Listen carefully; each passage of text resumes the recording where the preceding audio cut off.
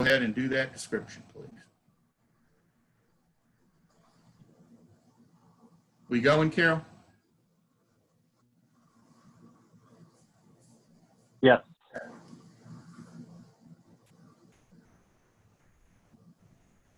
As I said, I am Alan Priest. I'm the president of US Chess. We are recording this session as we have recorded our other sessions for posting on US Chess website and to give delegates access to this if they could not join us during this time.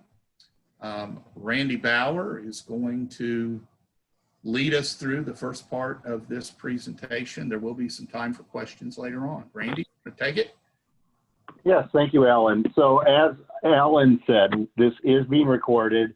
While we all wish that we were holding the normal meetings in person, there is some value to this in the fact that people that cannot be with us tonight or in the other session that we're going to have on this particular topic will be able to view it on the US Chess website. And that is one of the opportunities, and there will be several related to these town halls that we're holding for delegates to be informed about the issues that are going to be in front of them for the special delegates meeting. A few housekeeping items for tonight's meeting. One is that all of the microphones other than the presenters are currently muted. That's so that we don't get all kinds of background noise and listening to people's dogs bark while we're conducting the meeting. There will be time after we do presentations for questions or comments. And at that time, those of you who are participating and want to ask questions, you click the little participants button on your screen, and then there's a raise hand feature. And then you will be put into a queue and you will be called upon in the order in which you click on the little raise hand feature. So everybody who wants a chance to ask questions or discuss will be given that opportunity. We are going to organize it into the two topic areas that have been voted on and approved by the Governance Task Force. All members of the current Governance Task Force have now voted on these two motions. They both passed 9-2. So we're going to discuss them in order. And then after we've had the discussion on the first topic area, which is the Nominating Committee, we'll have questions and discussion just around that particular topic. And then we'll move to the second topic. Our belief is that the presentation will be no more than 30, 40 minutes. And then that'll leave the bulk of the time, which is scheduled for an hour and a half for people for questions or discussion. With Randy, that as kind of, Randy, let me jump in real quickly. For those of you all who have participated in the Zoom familiarization sessions, that's why we did where we've done the description. This is being done no differently than the others. We also will have a couple of straw polls later, so those polling questions will pop up. And the raise hand. If you have not attended one of those Zoom familiarization sessions or watched it, both of the prior ones we have been recorded. I strongly urge you to do one of those. We're not going through that tonight, but I strongly urge you to go through one of those if you have not, because it will help you immensely when it comes time for the meeting. Randy, right, yeah, that would be prior to the actual special delegates meeting, which is still more than a couple of weeks from now. So with that, as you see, I, Alan, and Richard Williams, who are all task force members, will be presenting this evening. So the agenda, as we talked about it, I'm going to talk a little bit just about the background of governance changes in US Chess, the process that the Governance Task Force followed, the two proposals, which Alan is going to discuss, and then we will have, after each of them, time for questions and discussion. So it's good to start from kind of where the organization has been. So really one of the major changes that has occurred in how US Chess, and at that time it was USCF, governed itself was moving the executive board, which actually at the time was the policy board, from being elected by the delegates to one member, one vote. And that happened in 2001 at the annual delegates meeting in Framingham, Massachusetts. That was obviously a major change in how elections were conducted. Rather than it being conducted amongst the 125 or so delegates. Now it was open to all eligible U.S. chess members, which were identified as those age 16 and older. As a result, we had elections in the time frame from 2001 up until we changed to going to a registration process where there were 4,000 or 5,000 ballots cast in those elections. There were determinations made and the delegates approved a change that required registration for voting members. That certainly had an impact on how elections were conducted in terms of the number of participants in those elections. They generally, since that registration time, have been in the range of 1,500 to 1,700 voters. And in some elections where they were non-contested, where you just had the number of candidates as were available seats, they were even much less, 500 or 600 votes. The next major change that was made in governance was the executive board being named as the board of directors. That was a prior governance task force, which Alan was very involved with. And also terms were reduced from 4-year terms to 3 years. And those changes as it related to the elections took place first in the elections of 2012. And what we have had then in the current construct is annual elections in every year from 2012 to 2020. And that's necessary because when you go to 3-year terms with 7 members of the board, there's no other way but, in terms of splitting the numbers up, than to have elections every year.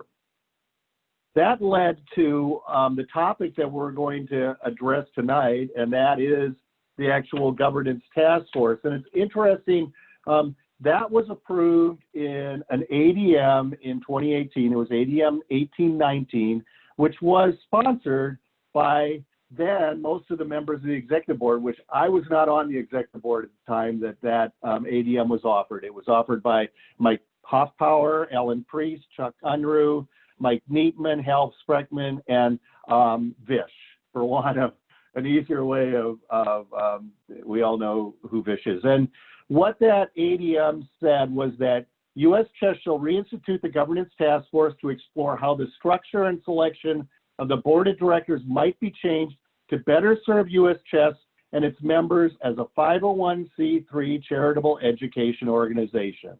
And the rationale that was offered, that the delegates approved, was in part that when the prior version of the governance task force explored the governance structure, U.S. Chess was still a 501c4 organization, which is a service-oriented organization, which is far different from the charitable organization that was established at U.S. Chess as a 501c3.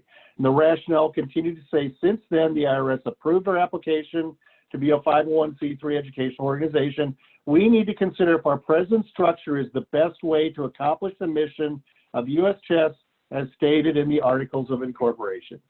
So that was the starting point for the governance task force when it was created in 2018. That task force focused on 3 broad areas: the structure of the executive board itself, its members, how they are selected or elected, and how many of them there are. It also included a substantial review of all of the bylaws. In a number of instances, we determined that some of the bylaws were out of date and in need of updating or just making them all consistent with each other. And then also to review the delegates' actions of continuing interest as to how those relate to the changes now that have made in governance structure, particularly now that the executive board is the board of directors, and what do those DASIs mean going forward. You can see the members, and then there were changes to members. The actual members that are shown here are the 2019 members, because there were some changes made after the first year of the task force. And that leads us to the discussion of the process itself. So we spent 18 months on Slack, which many of you I think know, is a discussion platform that's widely used in business industry and organizations in the country. And there were literally thousands of individual posts organized into topic areas that were made by most of the members of the governance task force over these 18th months.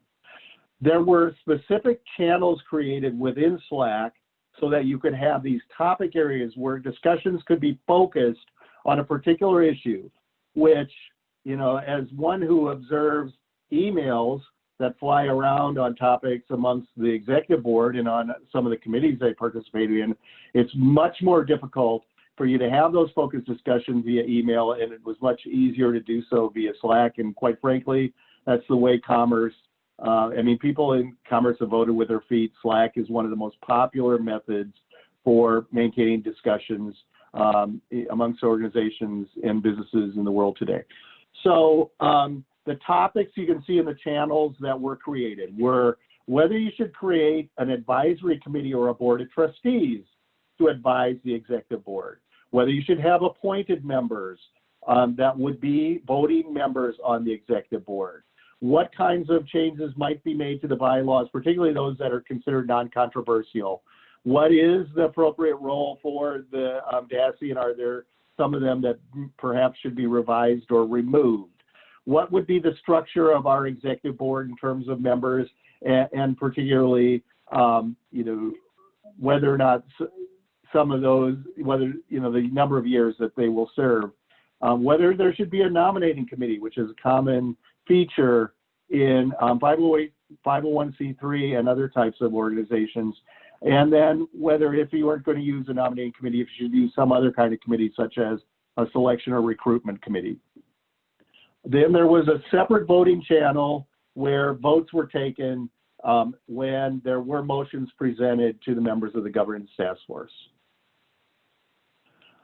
Last year, as was the charge of the commission, or the task force, there was an update made on progress at a workshop in Orlando at the 2019 delegates meeting. There were a number of straw poll votes that were taken at that time as it related to changes that the task force was looking at, as related to terms and a nominating committee, and also a few other topics, such as whether or not we would have appointed members. In all of the cases of the issues that were in front of the governance committee or the governance task force, of what we're going to talk about today, the straw polls favored the changes that we're going to talk about today in the 2019 workshop. Several bylaws changes were put forth from the governance task force at the 2019 delegates meeting and were approved. They were generally considered to be non-controversial. Most of them were. And Randy, there were also a number of changes to delegates' actions of continuing interest, either repealing some that were clearly out of date or correcting some items in there that were disconnected. A lot of those motions you'll see on last year's meeting agenda were put out basically as ADMs by Harold Winston and I, but they really were products of coming out of the task force. Go ahead. Thanks, Ellen. I had forgotten about that. And then, as I had mentioned earlier, there were some changes to the governance task force. This was a really painstaking process, and it took a lot of time. And the members that stuck it out through the entirety of the task force, did have to vote hours every week to the process. And there were some people that just based on issues in their life were not able to do that, and some of those members were replaced. But as I noted, and Alan's going to talk about the two areas that are coming out of the task force now, both of those were approved on overwhelming votes, 9-2 of the members voting from the task force. So that takes us to this year. And as I said, that discussion continued and votes were taken. Now, we are not presenting to you, and votes were not taken and finalized by the governance task force on some issues that were considered too controversial to advance to the delegates at this time.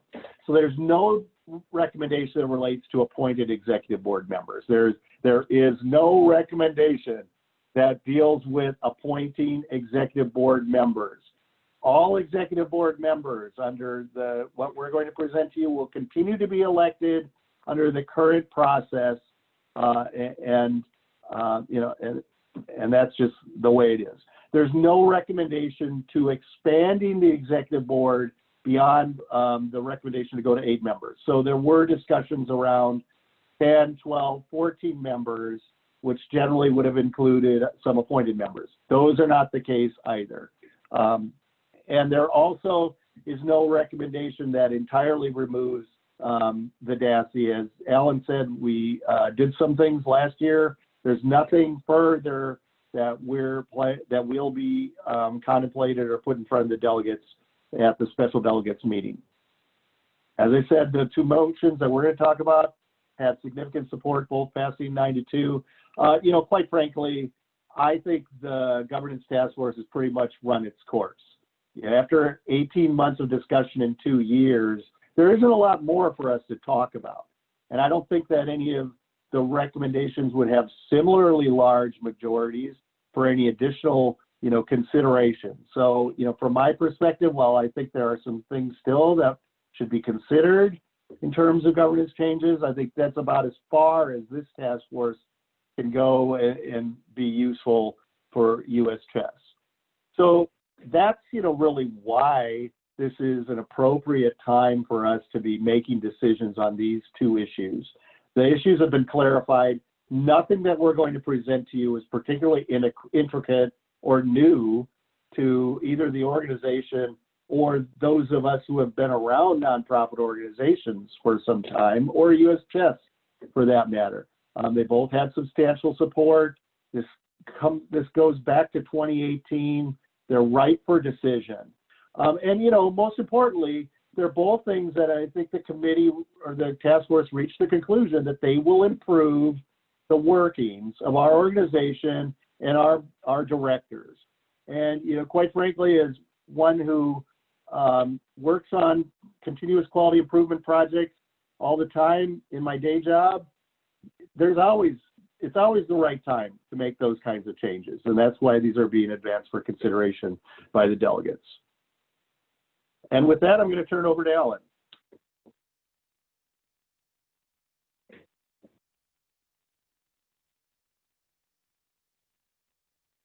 Ellen, I think you're muted. Yes, I am. Sorry, I muted so I wouldn't interrupt your presentation.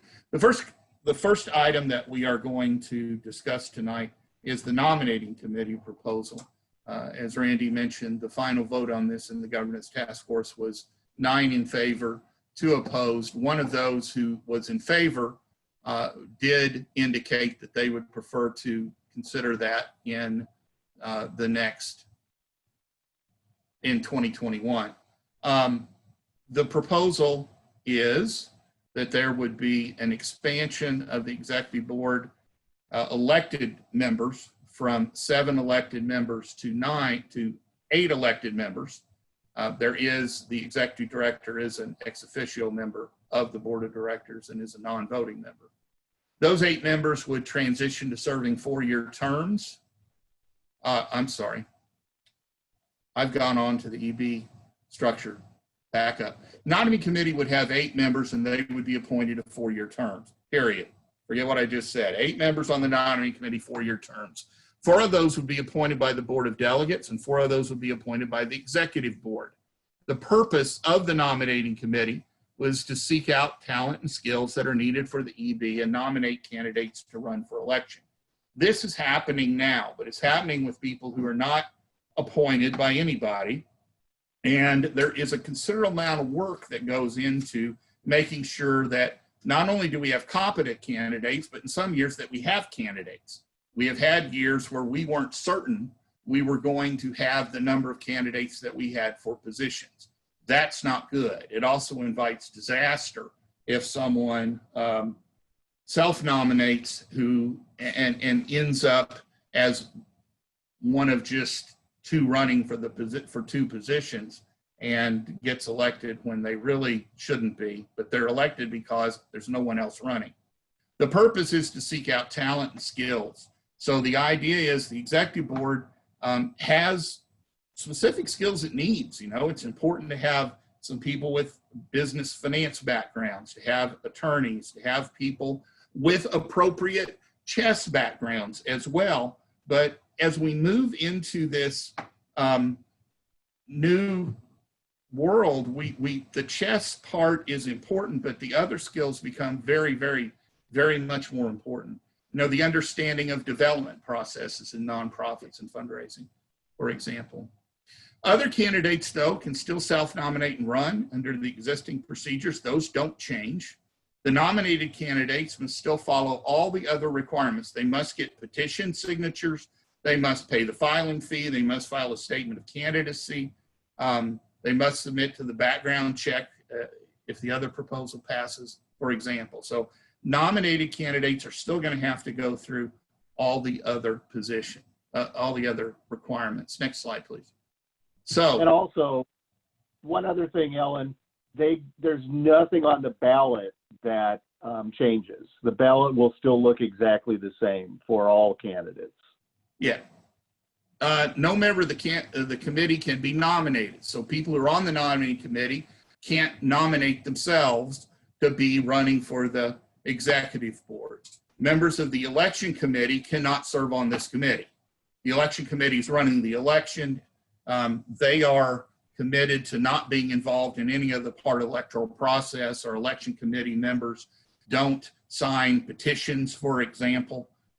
So those folks would be excluded from serving on the committee. In fact, if the nominating committee motion passes, there is a follow-on motion to change the bylaws to specify that election committee members cannot be appointed. Nomination is by majority vote. If it's a 4-4 vote, the person's not nominated. Why? Well, you don't need a tiebreaker. If you don't have someone who clearly has a large majority support among the committee, they really shouldn't be nominated for the position. The other thing is some folks have expressed concern about who is going to, quote, control this process. You know, with an even number of appointees appointed by the executive board and by the delegates, this situation is that both groups have to come to some agreement on who the nominees are. One group can't do it. They will nominate the same number of candidates as there are seats to be filled in the election. There would be 4 seats in a normal biannual election here, and in that case, they would nominate 4 candidates. The list would be completed, must be completed and announced by December 15th.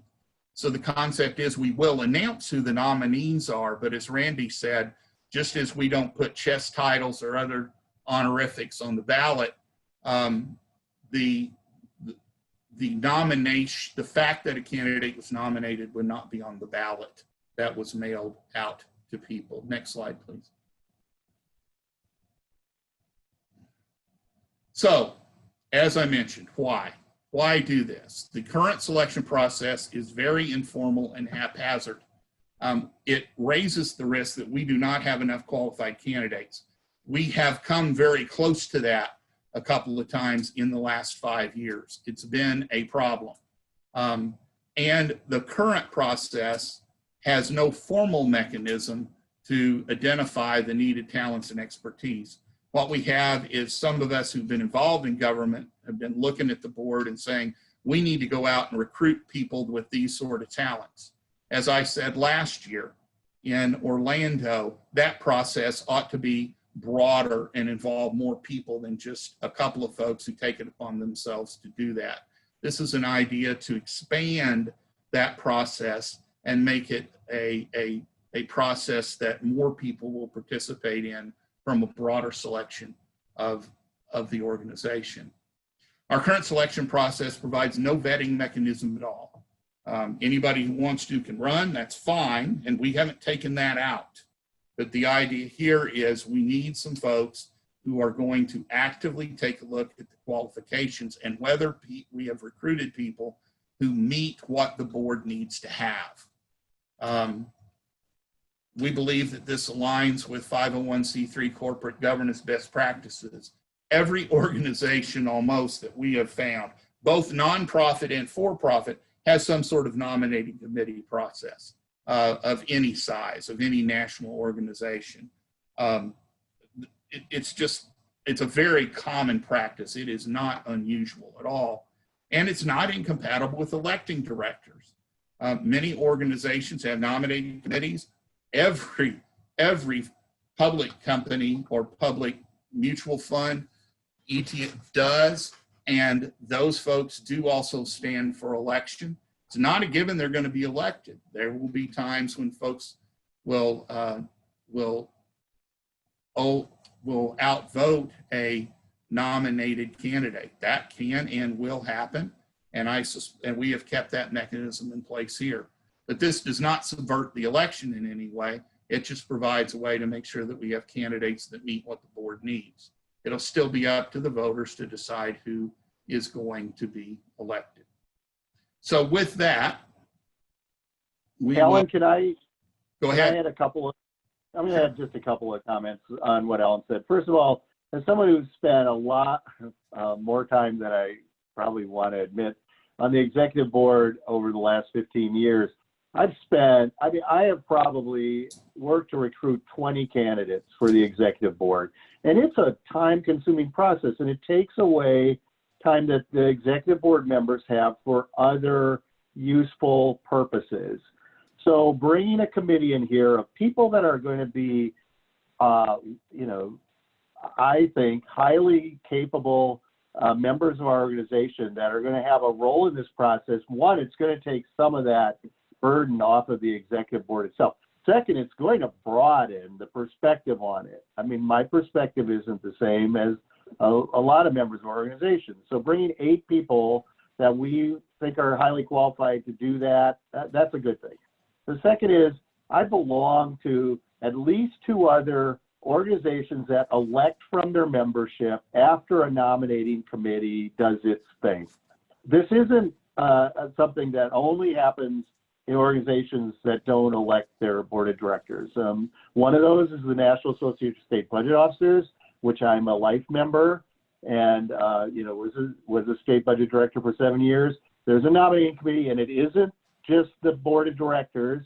It's kind of like this is intended to be, comes from the broad members of that organization. The nominating committee makes nominations, and then the general electorate votes on them, which is very similar to what we have here. So this is not something that cannot be applied to an organization like US Chess. With that, Ellen, where would you want to go forward? There's one more point I want to make. One reason for the board, for this committee to have a 4-year term and for them to get to work right away is that it takes a while to do this. The vision is these folks will be in recruitment mode, not over a period of 2 weeks, because it's not a 2-week process. It's a months-long process, and it is a process that queues up people as we move forward. So the idea of having the length of term, this is not an ad hoc group to come together for one election. It's about planning what the board needs to look like over time and what the needs will be as people rotate off. Some of those we can anticipate because of term limits and stuff. Some of those we cannot. There will be people whose life circumstances mean that they don't run or that they end their service before they are term limited. And that's a reason why this needs to be a continuously operating organization. It just takes that kind of time. So without further ado, I think we move into questions. And well, now you gave me one other point that I wanted to make on that also, and that's that this committee, the nominating committee, is only going to put forth the number of nominees as there are slots to fill. So what Ellen is talking about is the continuity is there may be other people that were under consideration in a prior process that are still good candidates, and having that continuity of people that are aware of that allows you to move from one nominating committee election to the next. So now, Ellen? Yeah, we'll take people whose hands are raised. We can see in order in which they were raised. I think the first hand up is Harold Winston. Harold, you can unmute yourself. Thank you. Okay, am I unmuted? You are. We can hear you just fine. All right, I'm the vice chair of the bylaws committee. This was referred to bylaws, and the vote was 1/3 of the committee favored it, which was 6, 7 opposed it, 5 said needs more thought. I have a lot of problems with this proposal. We've never had a committee with a 4-year term. I think that's a little bit absurd, and if there is going to be such a committee, I think the term should be 1 year. Second, I'm opposed to the executive board appointing half. I think this just leads to perpetuating people who the executive board politically agrees with. Third, I disagree that the committee should nominate the same number of candidates as our open positions. If some candidates at the delegates meeting circulate petitions and they're good candidates, why should the committee choose someone to run against them if they don't want to go through the committee? And fourth, while you do say it will not be on the ballot, which ones the committee chose, there is wording that nominated candidates may include the fact of their nomination in any campaign advertising or promotion. I find that objectionable as well. I don't think that should be there. We're having a meeting on the special circumstances. I think it should at least wait a year, or if not, should be voted down. We don't need a committee for 4 years. That is completely against the tradition which we've been operating. Thank you for your comments, Harold. I think it is important to note that Harold was one of the 2 that voted, was a governance task force member and was one of the 2 that voted against the proposal in the task force. Just to be clear. Also, one of the reasons I think that we mentioned for the longer term was the continuity across periods. And finally, I do want to make it very clear that we had said that those will not appear on the ballot. However, it is fully the intention, according to this proposal, for the nominating committee to announce who it is that they have nominated. Next up I see is Mr. Messenger. You can unmute yourself, Bob.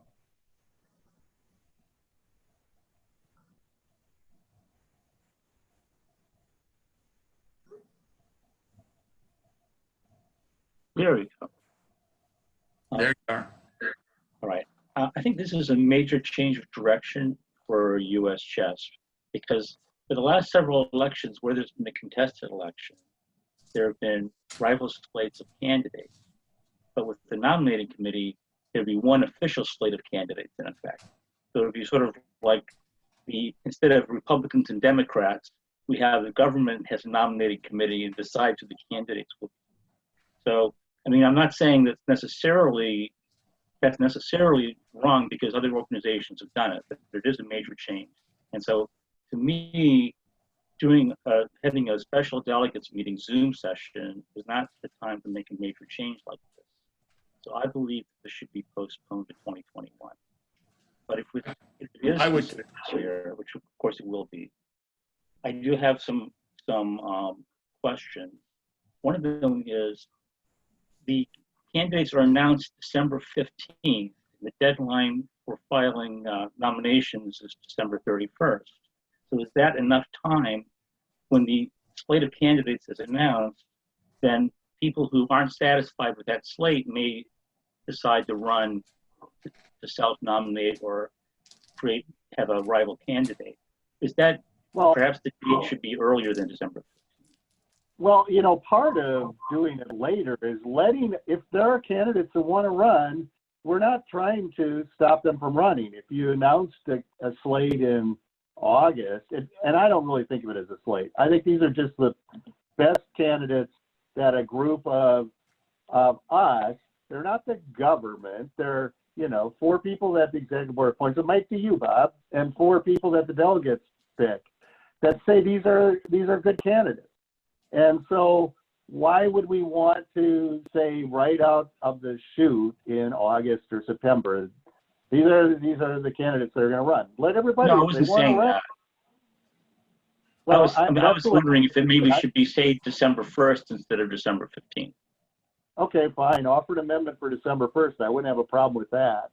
I don't think this is a major We have a ton of committees that do stuff. I don't see a nominating committee as being that big of a change in the way U.S. chess operates. I have one more thing on. Should I wait? Should I raise my hand again and wait for my turn, or Please. will you take one more? So you Go ahead, throw it in there real quickly, but we want to make sure we cover everybody. All right. Well, the question was in terms of the. You said that there would be four-year terms, and there's 8 members on the committee. Are these staggered terms? So No. So every 4 years you elect the whole 8. Is that what you're saying? Mm-hmm. Yes. Have you considered maybe having a staggered terms so there's some kind of rotation? Well, if there's no prohibition of people being reappointed to the committee. One reason for keeping the committee together for a period of time is that committee is working. The process of candidate recruitment is not something that you do in 2 weeks. It is a months-long continuous process. And there are people who have been asked to run for the board multiple years before they've agreed to do it. So folks who have not been involved with this process, I don't think appreciate how difficult it truly is. And so I think it is, if you want to put forth an amendment to stagger them, you can. However, I think the continuity of the committee over that period of time is extremely important. And, remember that we're talking about every other year elections if the EB structure restructuring passes. So there will be a time to move forward and gather up folks for the election 2 years later. But it can take 2 years to do it, frankly. Let's move on. Mr. Reed, you can unmute your phone. Yes. Hi, everybody. I just had a quick question. So with the committee nominee, would the members chosen, would they also be required to file the $100 filing fee as well? Yes. And have petition signatures. Every other nominating requirement would be the same. Mr. Brock. Let me unmute myself.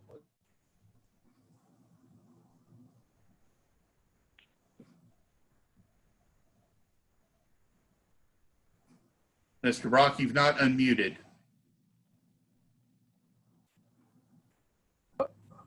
There you go. Now I'm unmuted. I hit the wrong button. Silly me. Like Harold, boy, I've been listening to Harold go on. Like I remember the ICA meetings back in the early 1980s. Those were the days. I am concerned about the inside-outside dynamic, just as he is. However, Alan and I had some private comments going back and forth. I am really, in general, in favor of this proposal.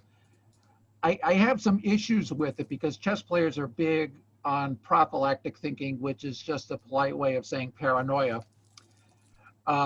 And it's very important. It's very important for us to get this in place as soon as possible, so that we can get qualified people, so that we already have qualified people. We need to continue to have qualified people on the board.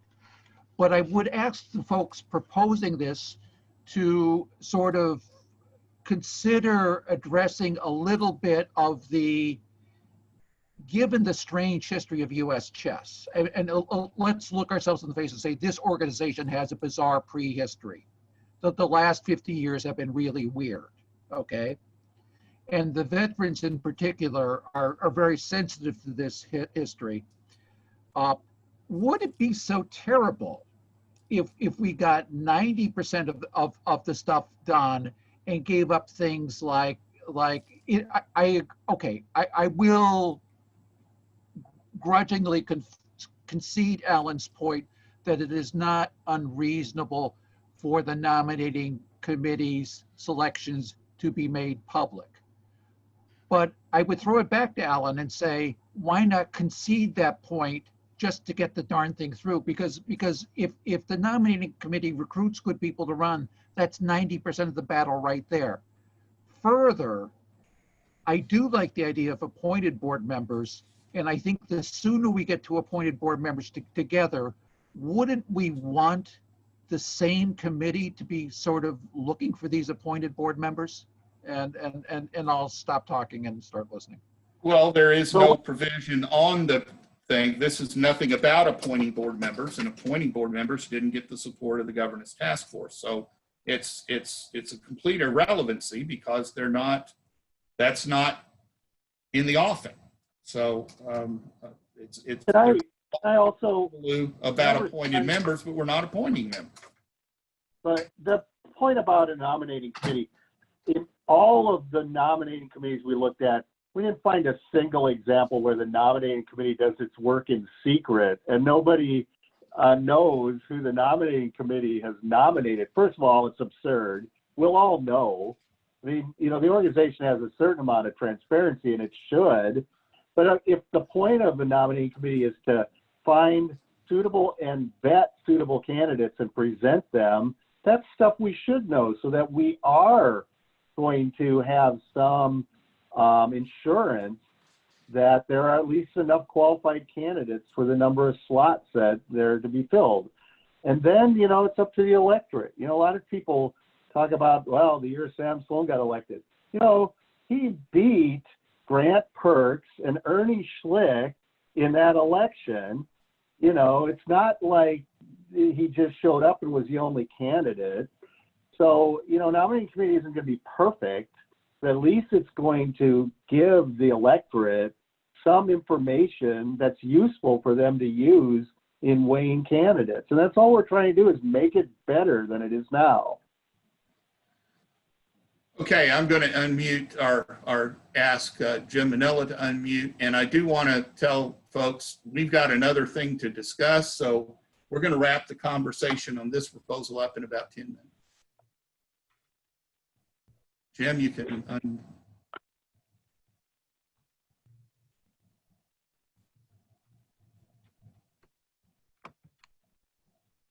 think Jim's hand came down. Okay, now I can. There Can you, you hear me? there you are. Okay. I just have two comments.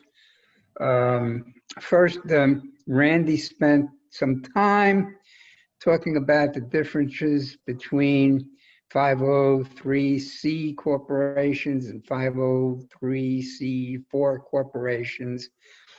I just want to point out that there is absolutely no legal, moral, or practical mandate that we switch to the system that they are talking about.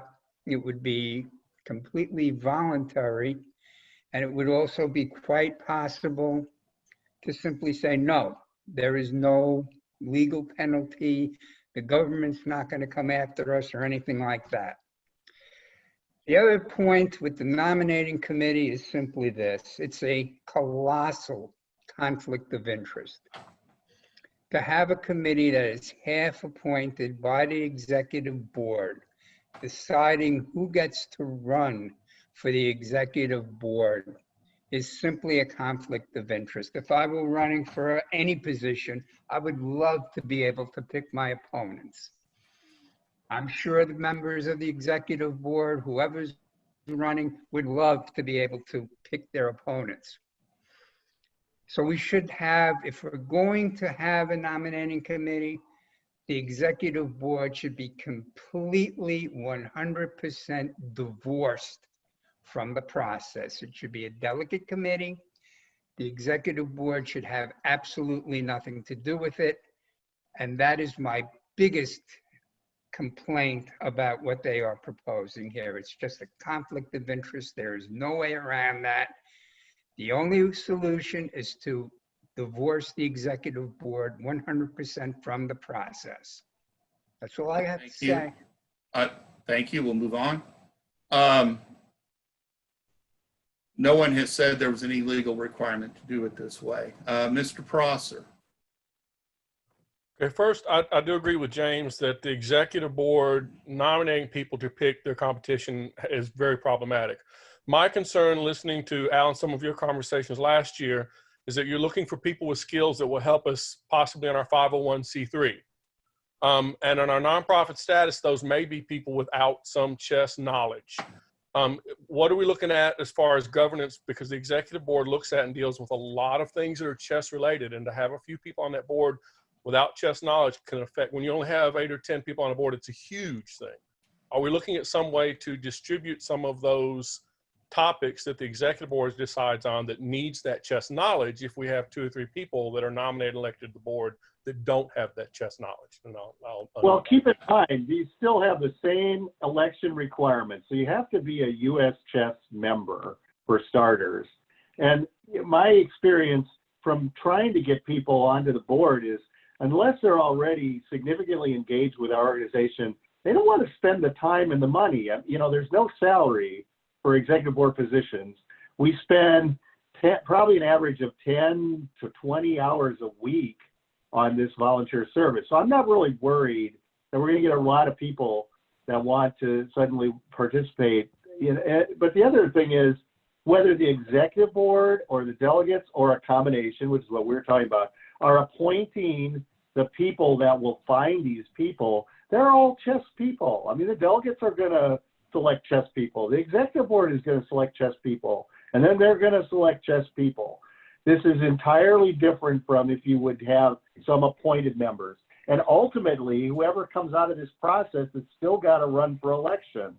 This idea that you're selecting your opponents is bizarre because you're not. I mean, anybody can still run for the executive board, and if past, if what we're hearing here is any example, there are plenty of people that are going to make up their own mind as to who should get elected. And if I can add one thing real quick, sorry, just on the note that the EB might be picking its own competition, I can't see that happening the way this is formed. The reality is that if an EB member has eligibility left, wouldn't their interest be to self-select, right? They're not going to be worried about getting competition nominated from the nominating committee. You know, they will be running again. And one would think that if they're doing a good job and they bring skills to the table, that the nominating committee would obviously look to them first. All right, so moving ahead, Mr. Day. I appreciate the time and effort that's gone into this. I wanted to ask a question about the portion of this that relates to having the nominating committee try to find candidates that match the number of open spots. I think there's pros and cons to that, and I think I know what some of the answer is going to be, but I guess I wanted to allow the presenters to address the reason why it's being tied to the number of open slots for that next election, rather than having the nominating committee potentially nominate fewer or more than the number of slots that are open. So I'll take a first shot at it. Again, as one who's tried to find candidates, a few of whom are on this call, you know, it takes a lot of work. And I wouldn't want to tell this committee, I'm not sure they would serve if we said, you got to find twice the number of suitable candidates for an election. It's hard enough to get, you know, the number that we're talking about, which if we go to 4, you know, electing 4 at a time, that's, you know, that's 4 good members. So that, I mean, that's the first, is just the logistics for the committee itself. And I'll let Alan or Richard, if well, you have anything else. the second is the people that you're asking to put themselves up to be candidates. You're going to, you've got to search those people out. And when you search those people out, to say, oh, but by the way, we're gonna put up, you know, 8, 10, 12 candidates. It makes it very hard, much harder to get those people to say yes. So I think those are the two main reasons. The amount of work it is. Folks underestimate how difficult it is to get people to run, particularly given some of the, given the time, the money, and some of the crap you put up with. The people we want to get to run, right? Yeah. All right, so the next person up is Leela. Thank you, Alan. Having been on the governance task force and worked very hard on this issue, and also sitting on the bylaws committee, I think it's important for everyone to be aware of the difference in the level of engagement and discussion that occurred in the two places. The governance task force worked on this idea for 18 months through hundreds and hundreds of exchanges of information, recommendations of books and articles with many members of the task force, really educating ourselves increasingly over time and coming to learn that having what's sometimes called a nominating committee, sometimes called a board development committee, is broadly considered a best practice, particularly for large nonprofits, which is what US Chess is. The purpose of having a committee is to get rid of a situation where a few people remain in control, and you have kind of the usual suspects who've been involved for years talking to other people who they happen to know because they've been on a committee with them or they've seen them at delegates meetings over the years. And you keep getting more and more of the same kinds of people. And as strong as our board might be, when I look at it, the first thing that jumps out at me is that it does not reflect at all either the diversity of our membership or the diversity of the United States chess community that we are supposed to serve. So one important thing that a committee can do is to agree upon goals for what the board should look like over time. And that means geographic diversity, it means ethnic diversity, it means diversity of talent and experience and background. That's what creates strength. And a committee working together brings together all of those heads in hashing out those ideas before the development and recruitment of specific candidates begins. So the committee develops its what will be good for US Chess. This is what we need for our board to look like in order for it to serve our mission. I think it's a mistake to suggest that there is a conflict of interest posed if someone who's on the executive board has something to do with selecting members of the committee. The members of our board are fiduciaries, as are all of us as delegates, who are bound to act in the best interest of US Chess. They're not acting in their own self-interest. If they are acting in their own self-interest, they should be removed, and we should remove them. When we elect them and we trust them, we entrust them with the organization. So I think it's a mistake to look at it that way. I also think it's a mistake, and a lot of the discussion that was had in bylaws was about some idea of what's the most fair to people who are running. Is it fair for the individual to maybe not be the one who got the endorsement of the committee? The individuals aren't, it's not about some right to be on the executive board. It's about what's best for the organization, putting together a diverse board of people from varied backgrounds who can come together and collectively work in the best interest of the organization.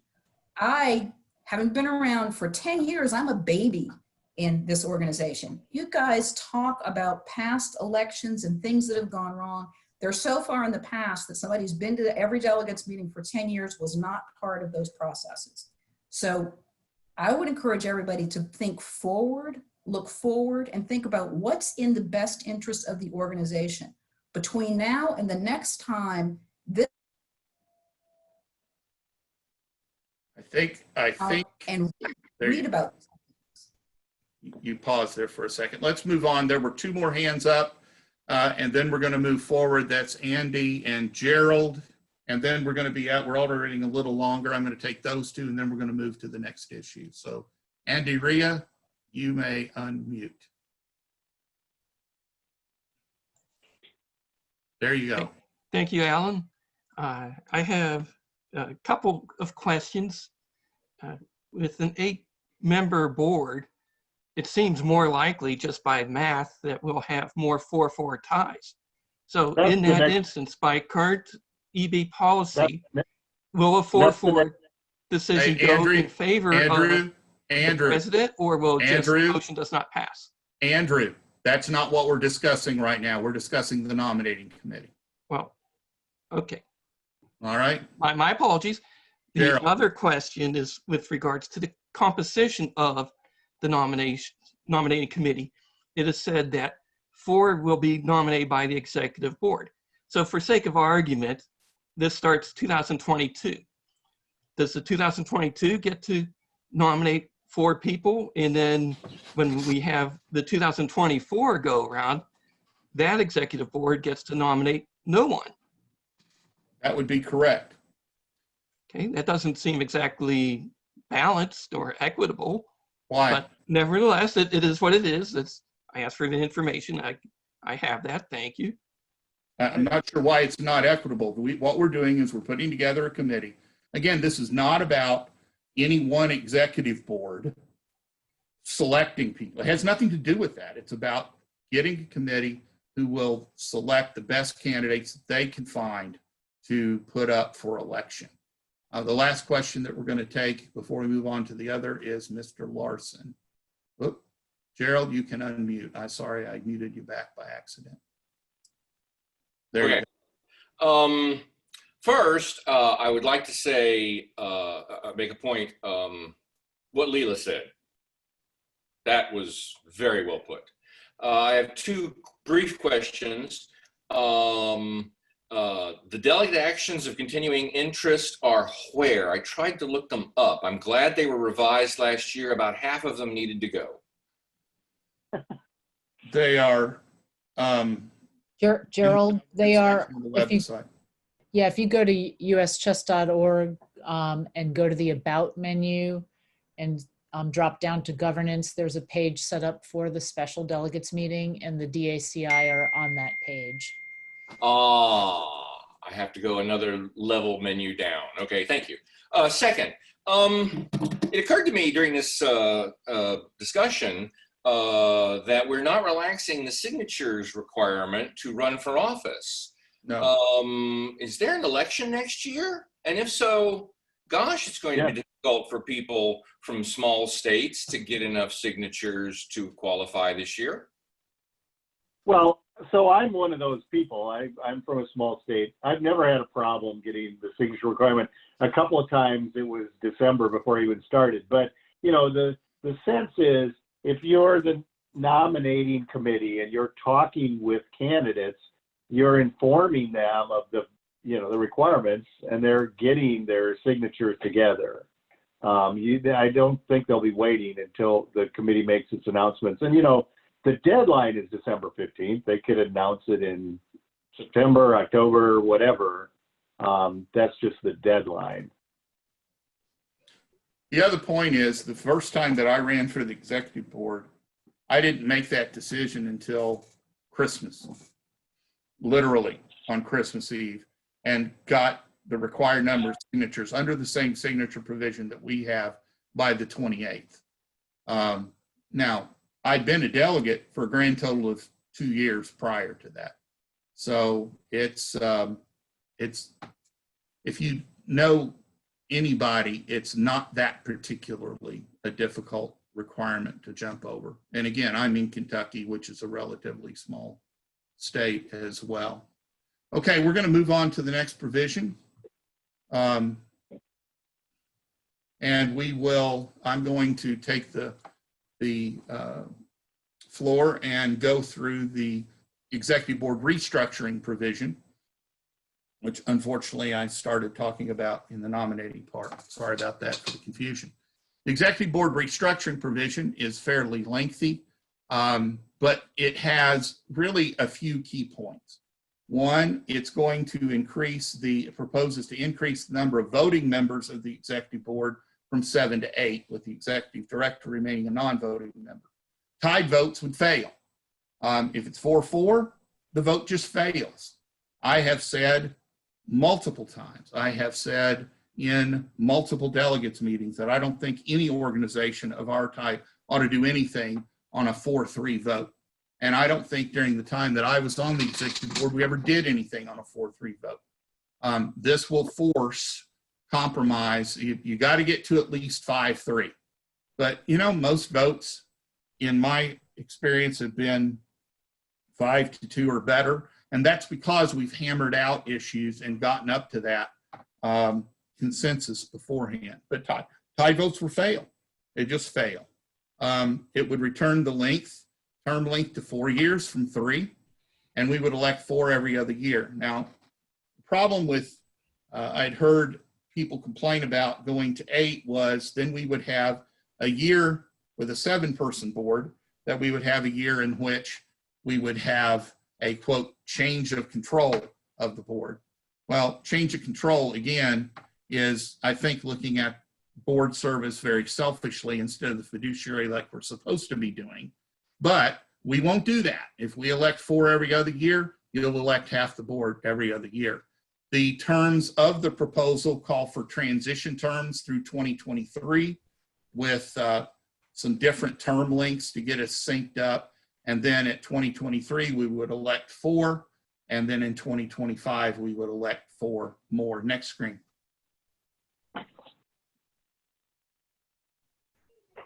The proposal also consolidates all the eligibility criteria into one section, the new section 2. We have eligibility criteria scattered all through Article 3. For example, the anti-nepotism rules were actually called eligibility criteria are like way down at the end because they didn't get thought of till later and got stuck at the end. The proposal also adds a background check requirement, in part because it calls for barring from service anyone who is convicted of or has pled no contest to a felony or any crime punishable by more than 1 year in prison. Presently, our organization, which has 50% of our members being school-age children, a convicted child molester, drug dealer, can be running for the board, and the optics of that are very, very bad. Next slide. Alan, if I can say a few Yeah, things go about ahead. that really quickly. Can we go back just a second?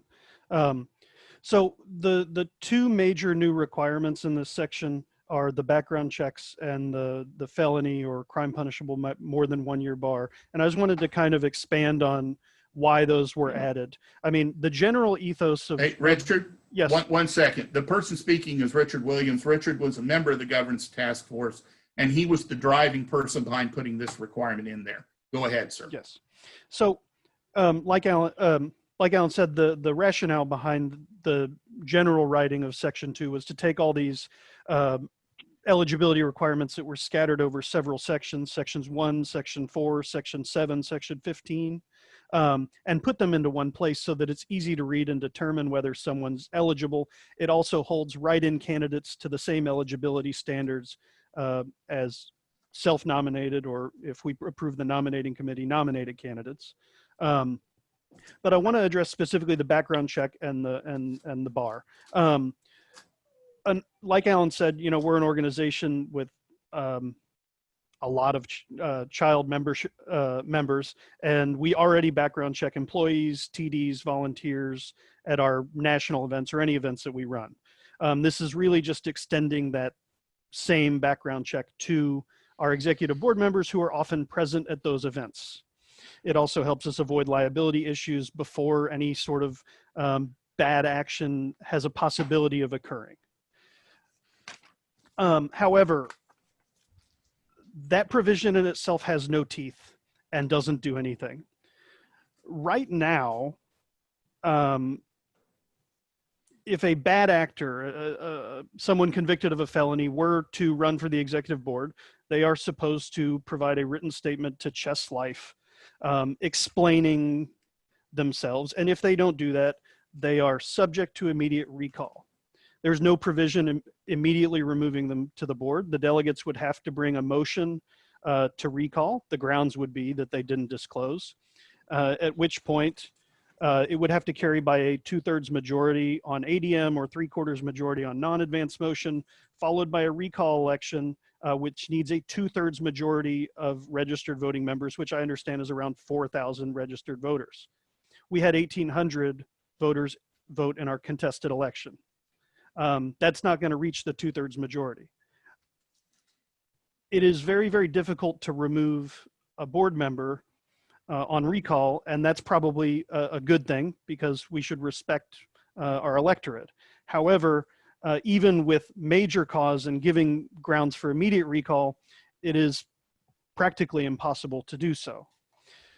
Having this bar will allow us to protect ourselves as an organization and work towards the kind of goals that Leela was talking about earlier, right? Strengthening our organization, ensuring that we have people capable of fulfilling their fiduciary duties of trustworthiness, of candor, and of loyalty to US Chess. Because at the end of the day, when someone's running for the executive board, they're running to be a corporate fiduciary for our 501c3 charity, not to be a chess politician.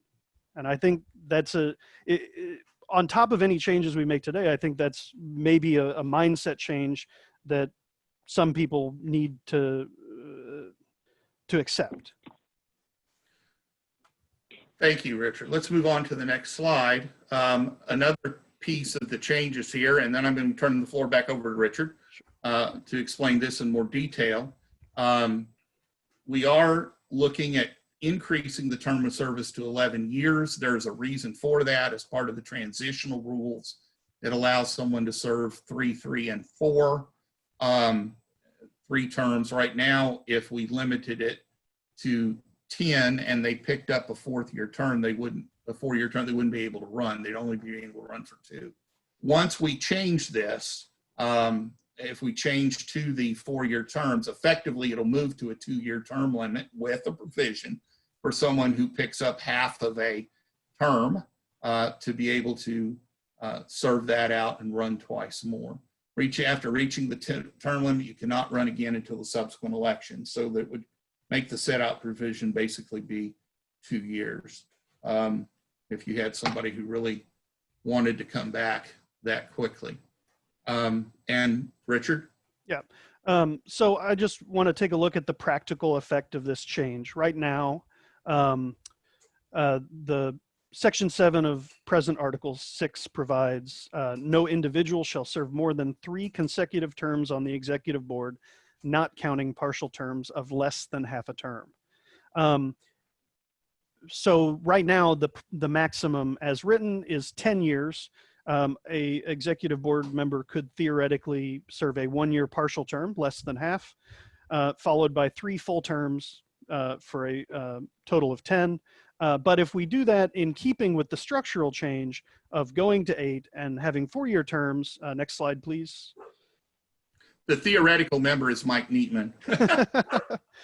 Sure. You can see that if we kept the same wording, it pretty massively extends the total amount of time a board member can serve to 13 years, right? It would still be a 1-year partial term because 2 would be half, so that would be counted, okay?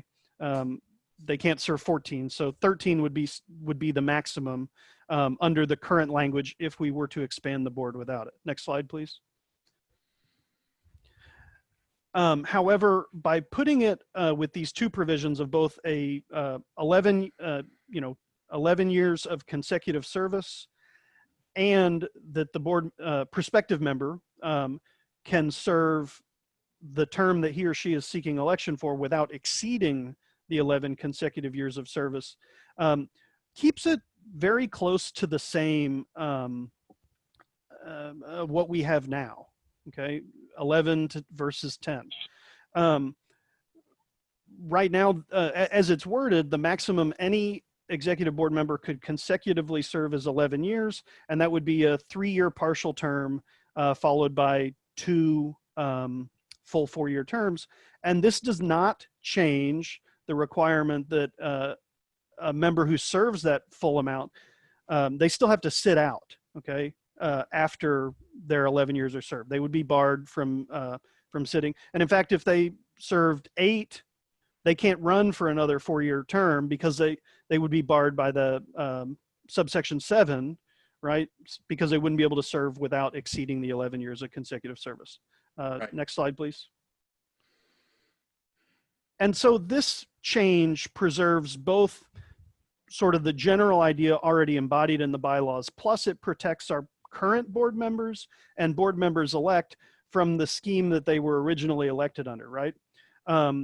If we were to keep, we don't want to greatly expand the number of years someone can serve, but we want to kind of keep the same ethos. So right now for our current executive board members, Mr. Bauer and Mr. Velez, right, they could serve a 3-year term plus 2 4-year terms for a total of 11 years. Or if they were to happen to win the transitional 2-year term and then 1 full 4-year term, they would serve 9. Very close to what we're talking, what it is today. Our current board members elect would serve their 3-year term that they were just elected for, plus a potential 2 4-year terms if they're elected, for a total of 11. And then all new board members down the road are generally going to only qualify for 2 4-year terms unless they serve a partial term, like the transitional 2-year period that would be coming up under our proposal in, I think, the 2021 election. And I will say, as I am one of the 2 members that Richard was talking about, if I will not run for 2 more terms, there is no way that's going to happen for me. But for Ryan, who is in his first term on the executive board, if you went to a 10-year term and we adopted 4 years, he could just serve 7 years before having to sit out. And quite frankly, he's doing a pretty good job. I think you should keep him around. I won't stick around for 11 years. I promise you that. Well, you'd probably be, what, 103 at that point. So you probably need to move along anyway. Right. Yeah, just like, yeah. So we've talked about some of this rationale before, and I'll run through it quickly because we want to wrap this up and go to questions. First of all, we would be able to move to every 2 years election cycle and get us out of this continuous election process that we're in now. There's an extreme amount of time that's related to the election process. There's cost to conduct it every single year. And there is a considerable amount of time of getting the board reorganized every year. It's I think it's not a surprise that when we've had boards that have been fairly effective, it's been when the composition of the board did not change because of folks running for re-election and being re-elected. But even then, every year it's a distraction. So moving to a 2-year cycle, which we had before, makes the board work better. It also takes us out of a continuous election cycle. Moving to 8 eliminates a prior concern that a majority of the board can be elected at one time. That gives us this time to get together and get acquainted. I've served with board members I barely knew when they got elected, and it takes some time to build those relationships and figure out how to work together. Plus, we are in really a 2-year budget cycle. We are in a 2-year, a multi-year strategic planning cycle. And when you add new board members every year, some of those things have to start over, basically. And it also increases the board capacity by having an additional person there and eliminates this 4-3 vote possibility by forcing any action to have at least a 5-3 much more clear majority. Because I don't think an organization like ours should do business on 4-3. So with that, we're going to move to questions. I see 1, 2, 3, I see about 6 hands up. We're going to work our way through theirs. I'd ask you to keep it to 1 question so we can move through as many as possible. And if we get through everybody, we'll start over. Harold, you can unmute, please.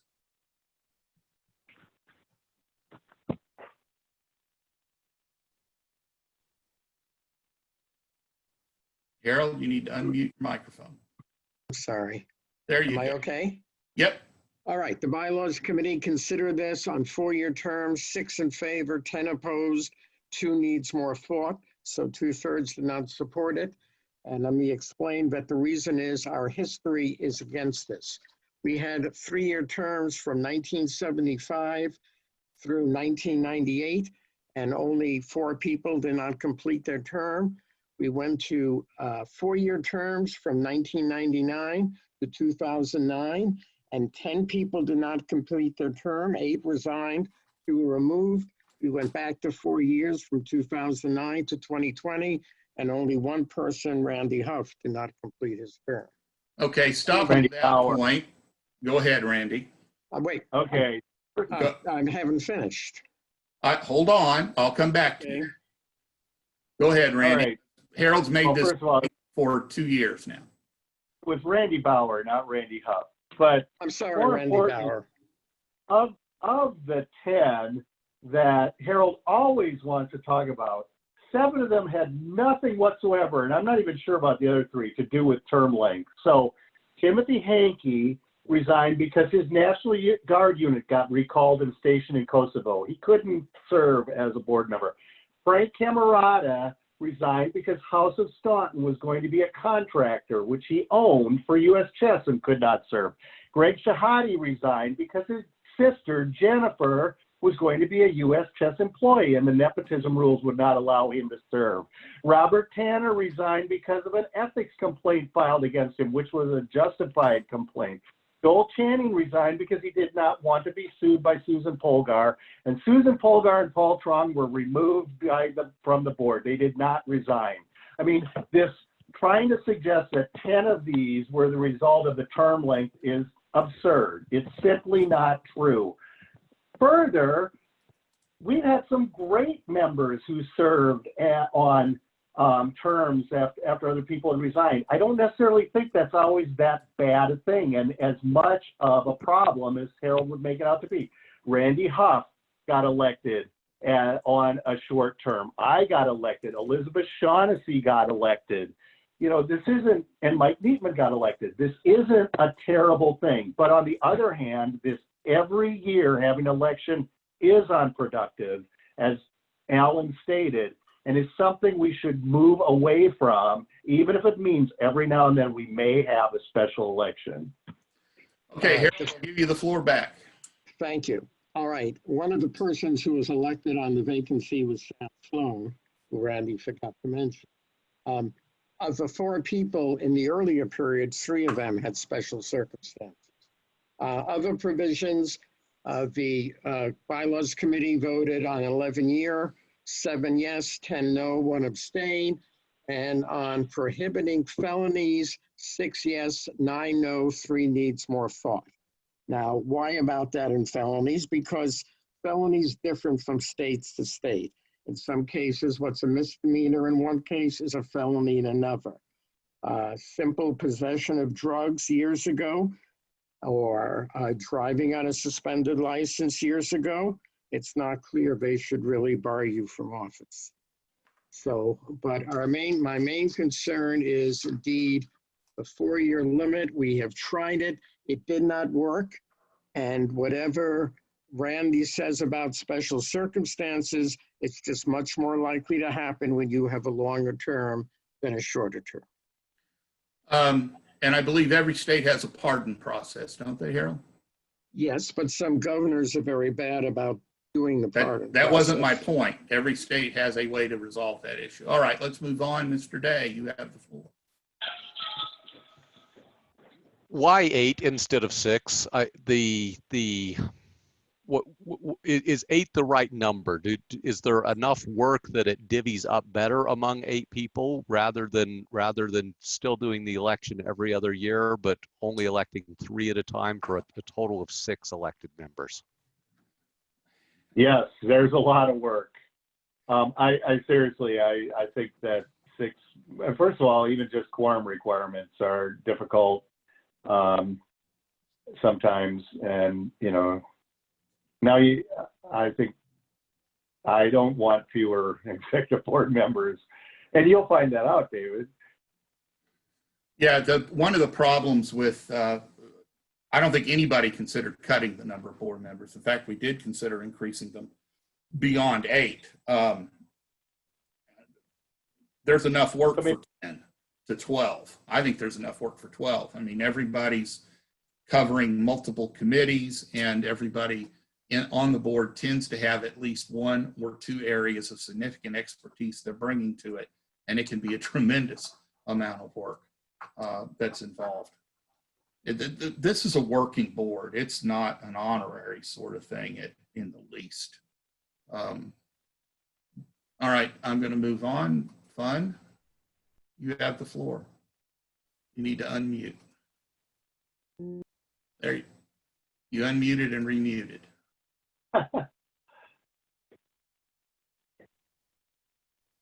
Unmute me. Okay. There, Sorry. there you go.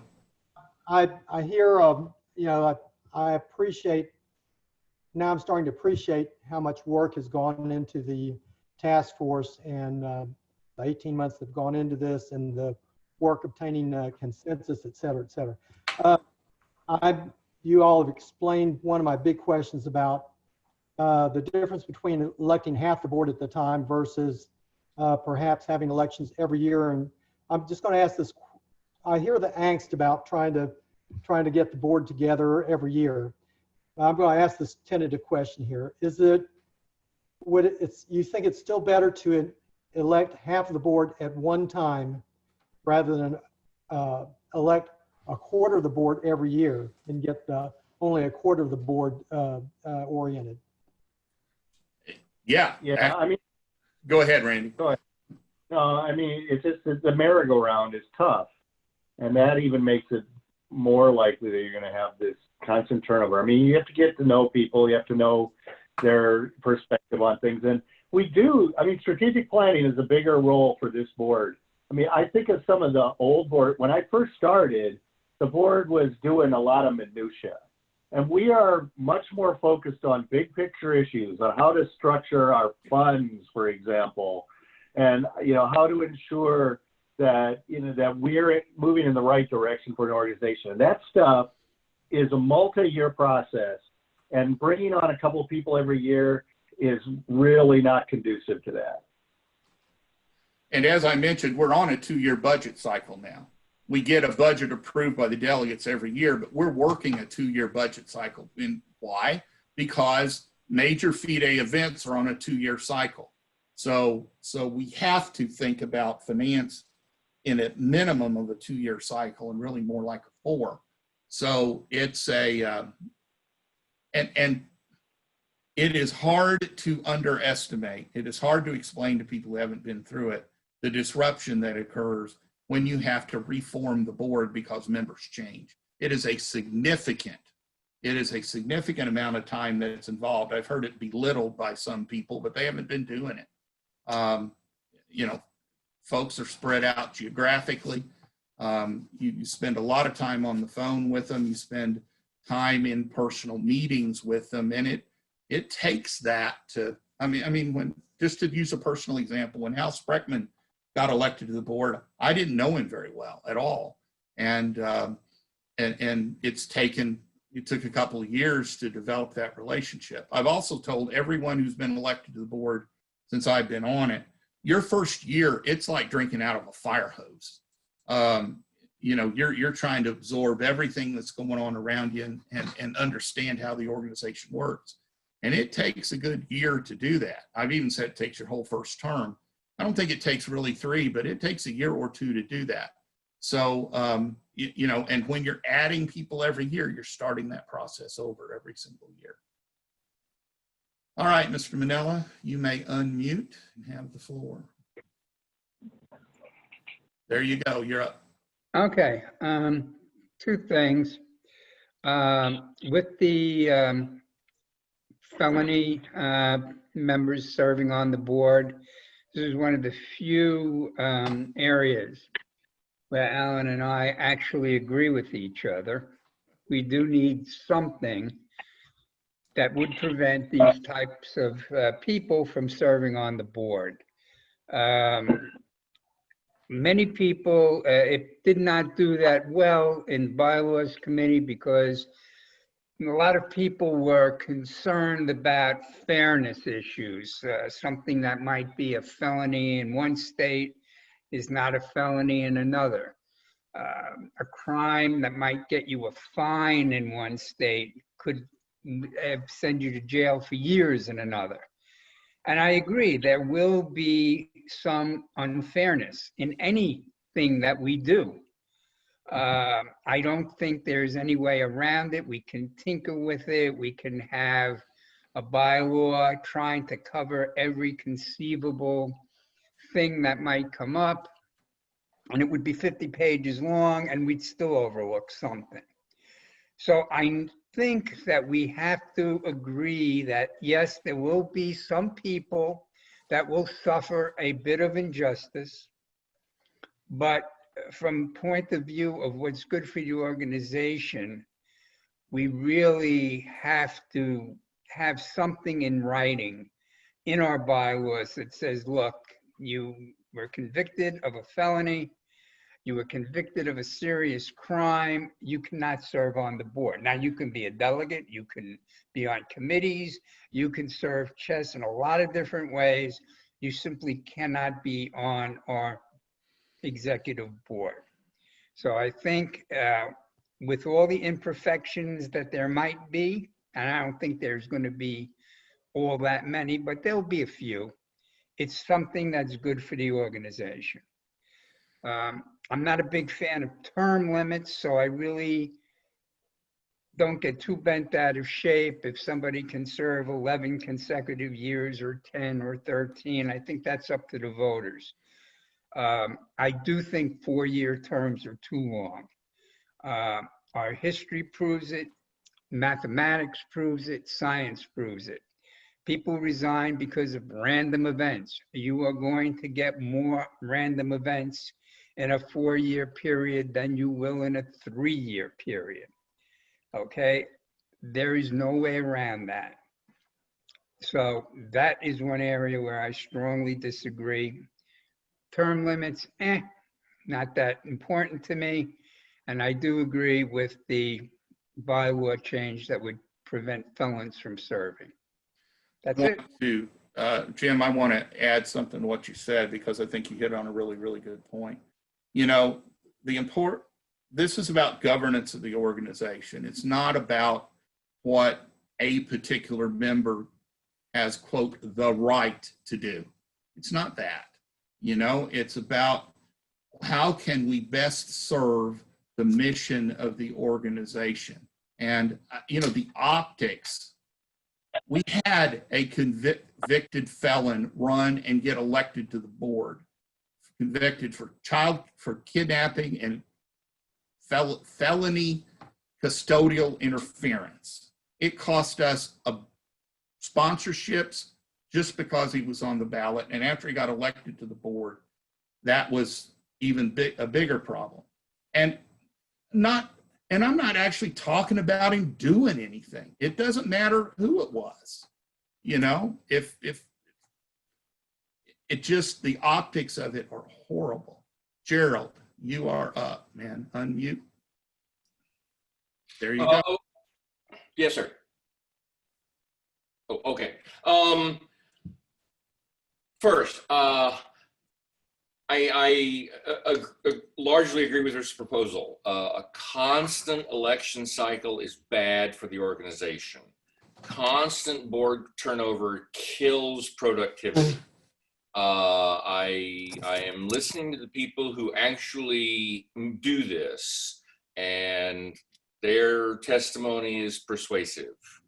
4-year terms with biannual elections seems very sensible. All right, next up would be Mr. Messenger. There you go. Okay, well, once again, I think a major change like this should wait until an in-person annual meeting. So I think it should be postponed. I had a thought as far as the question about the currently that if somebody who's a felon would have to make a statement in their candidate statement about that. And the question would be, well, what if you didn't make that statement? It occurred to me, one possibility would be if their statement does not include anything about them being a felon, then that statement will not be run in chess play. That could be at least one way of making it more effective, making that rule more effective. That's really all I had to say. I would being right. As it relates to the issue of we're going to have a special delegates meeting that's not in person. I think as an organization, we worked very hard to make opportunities for this kind of discussion. I mean, I think we've had a really good give and take here today. We are going to have Slack the platform available to delegates It's already up during. there. Yeah, I mean, that's available as a give and take way. I mean, you know, so my company has 42 offices around the country. They're all closed right now. Generally, 4 out of 5 weeks, I have been on an airplane until the middle of March serving clients. I haven't been on an airplane since the middle of March. All of that service is going through this kind of medium, Slack or other platforms. I mean, this is the way commerce is being conducted right now. And, you know, to just say we can't do it because we're not there face to face, I just think that's not enough of a reason. I mean, I think these are straightforward changes. We're having the discussions. You all can fiddle with it and offer amendments, but I don't think anything's going to change a year from now. And in the meantime, we've just, you know, spun our wheels for another year. I'd also like to make a point that we have, you know, already floated to the bylaws committee those items that are bylaws changes. As you've heard tonight, Harold mentioned their discussion of those. Members of the bylaws committee suggested a series of editorial changes, which we have incorporated. And those changes actually have been posted in the forums. They've been posted in the Slack channel. They will be posted up in the professional governance meeting. They don't change anything substantively. You know, there's a place where I left the word "of" out, for example, or I had a section reference wrong. But, you know, those sort of things have been dealt with. We are having these discussions. We have an open Slack channel right now to have more discussions. We have had threads on the issues forum on these matters for 2 years in some cases now. So and there were issues in the governance task force because we had that level of discussion did not come out of the governance task force. For example, appointing members directly to the executive board. It was because of that feedback. We talked about this in the delegates meeting last year. We talked about it in workshops last year. We have had, you know, the time is ripe to deal with it. You know, we're going to have, I think, some pretty good attendance at this meeting. Leela, you are up. Yeah, I wanted to speak briefly to this idea about needing to wait for an in-person meeting. It seems to be a prejudged notion that some people had that delegates wouldn't get involved and wouldn't come to training sessions and wouldn't participate in sessions like this. This session is every bit as productive, if not more, than our in-person workshops that we hold at the annual meeting. As more people are in attendance here than are often in attendance in those small rooms. The sessions don't conflict with one another, so people could attend sessions on various topics. And I see broader participation. I also wanted to just comment on the vote, as it were, coming out of bylaws. The bylaws committee has not had a single telephone conference, meeting like this, or anything of the kind. Instead, there's just been a rash of emails, mostly dominated by 4 voices. I counted today, and Jim sent over 70 of the emails, and Harold sent over 35 of the emails. Randy, who can't resist responding to Harold and Jim, probably sent almost as many. And Alan, who was sort of guiding the responses from the board, of course, responded to a lot, but most members didn't participate at all in any discussion. There was never any give and take kind of discussion like what we're having today. And so there certainly can't be anything presented as a consensus vote or rationale for a vote out of bylaws. There was never an agreement on what the rationale would be for anything. Instead, there was a straw poll taken after a series of these meetings like this are far more productive. And I think that this idea that we need to be face-to-face is the only way to go just doesn't make sense. And there's a lawsuit pending in civil district court in New Orleans here with 100 lawyers in it. And there is a Zoom meeting of those lawyers for hearings and conferences every single week. And the judge doesn't have any problem, you know, handling it, hearing from everybody and having all of the input. It's just, our delegates are more capable than that. And I really want to thank Carol for working so hard and the staff on developing this format that we're using. I think that we're all becoming increasingly educated about the tools and finding out that, boy, this could wind up being a gift of the pandemic, that in the long run, US Chess and its committees may do much, much more efficient, in-depth work during the year because of tools like this. We are about 10 minutes past our scheduled stop time. I'm going to take a question from Andy Rea, who I don't think has spoken on this topic here. He tried to talk on it on the other one. So let's let Andy have the floor. Andy, you can unmute. Yes, I just wanted to thank you, Alan. I wanted to just make a quick point with regards to the matter of kicking the can down to next year. I've been at delegate meetings 14 or 15 times since 1985. And at least 2/3 of these times, there are significant changes being proposed. And there's always voices saying, let's wait and consider this next year. We're able to consider it this year, and not everybody will be on the majority, but it'll be resolved and we won't have this organizational stasis with regards to, some of these pending matters. There's no reason to not do this other than somebody thinking they might be on the wrong side. Again, this is the first time that we've done this electronically, but even when we're meeting all together as a group, people still find reasons to say, wait till next year. Let's do it then. Let's have some more review. No, this has been reviewed. It's up for discussion. It'll be up for vote, up or down. Thank you, Andy. And, as we've talked about, we do have another one of these sessions scheduled for the week before the meeting, before the special delegates meeting.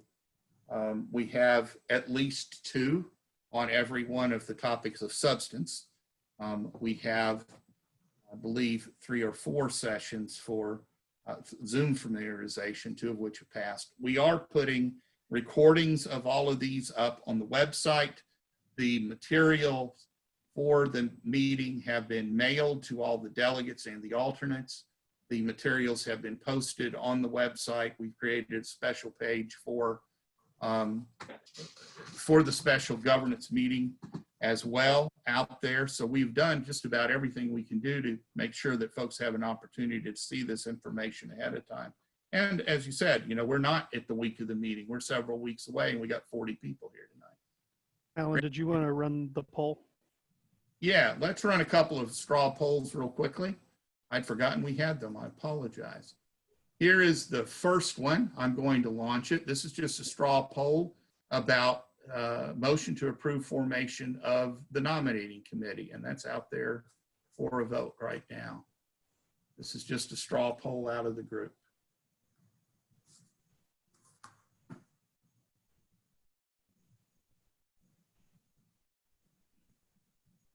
I've got 29, 31 out of 36. Hosts can't vote. That's why we're here. Add me to the yes, since I can't vote. 36 out of 36 have now voted, and I'm going to end the polling. 20 have voted aye, 13 nay, and 3 have abstained. I think your 4 hosts are in favor of it. Not counting right. Carol, sorry.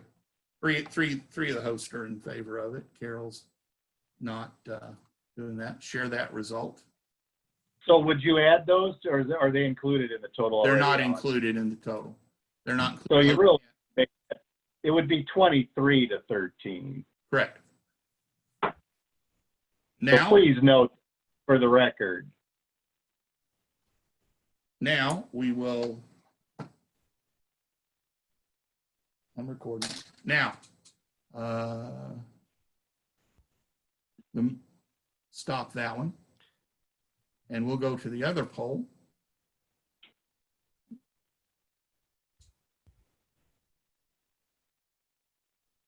Carol, I'm having trouble getting the other poll up. Here, I'll do it. There it is. There it is. I got it. Never mind. This is a straw poll about the EB structure and terms proposal. We can get folks to indicate how they feel about that. We have 21 of 36, 30 out of 36, 32 of 36, 34 of 36, 35 of 36. We got one holdout. Now everyone has voted. 36 are voting, not counting the hosts. The vote here, that is 22 ayes, 11 nays, and 3 not voting on this one. Plus, if you add the 3 co-hosts who were part of putting together, that would take us to 25, 11, and 3. All right, thank you very much.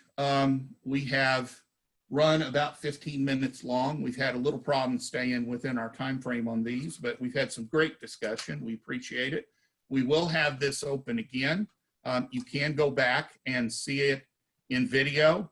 We're putting links to the video in the issues forum. We have the video up in the special governance section. We're sending out to delegates the links to it, and we will do this again. So we look forward to seeing you all, possibly to have another discussion about it.